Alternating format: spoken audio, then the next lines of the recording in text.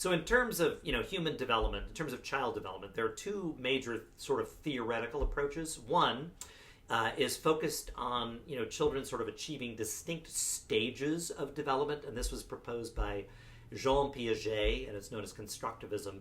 And another, which was proposed by Lev Vygotsky, which posits a more sort of continuous, gradual, incremental changes in understanding. And Piaget's constructivist approach, is based on the idea that children sort of construct their own worlds, based on observations of the results of their behaviors, in the physical world, the physical consequences of their actions.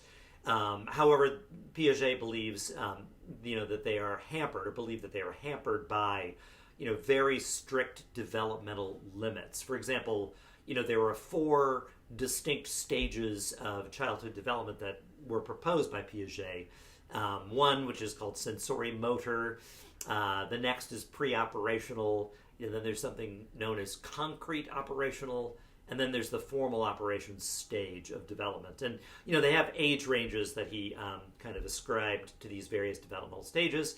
And there are certain tasks that, have been developed to sort of test whether, somebody is at this stage or that. Those age ranges are quite variable, however. But, it's really interesting to see some of these tasks and the sort of, inability of children at specific, developmental stages, to be able to perform specific tasks, and what that might state or say about, brain development, and, their progress through these various stages. The other thing about Piaget is that he believed that these stages were quite domain general, was the term that he used. It means that, like, they applied to every single domain of ability, actually, and you were hampered during development by your presence in a particular stage of development. And then when you shifted to the next stage, well, then you had suddenly this tremendous increase in ability in all these various domains. While Vygotsky, in contrast, emphasized the importance of sort of social and cultural influences on learning.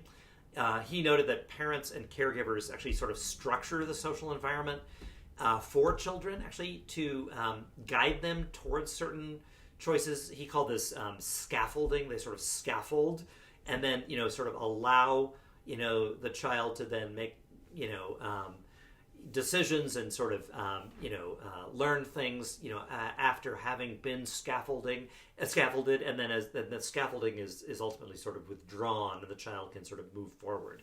And he was very interested in sort of domain-specific learning. He didn't believe that you sort of reached a stage and then moved on. He said how you move on depends a lot on that investment in you and that scaffolding that you're provided by, caregivers, and adults, and other children too.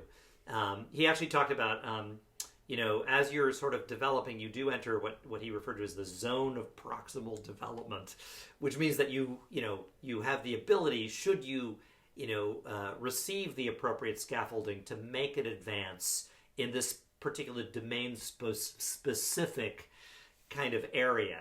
And he, emphasized a lot about independent practice and learning. And how it can be very specific to an individual's sort of social and cultural, environment. So anyway, I'm curious as to what you guys think about these two distinct kinds of theoretical approaches to child development. We'll talk more about this.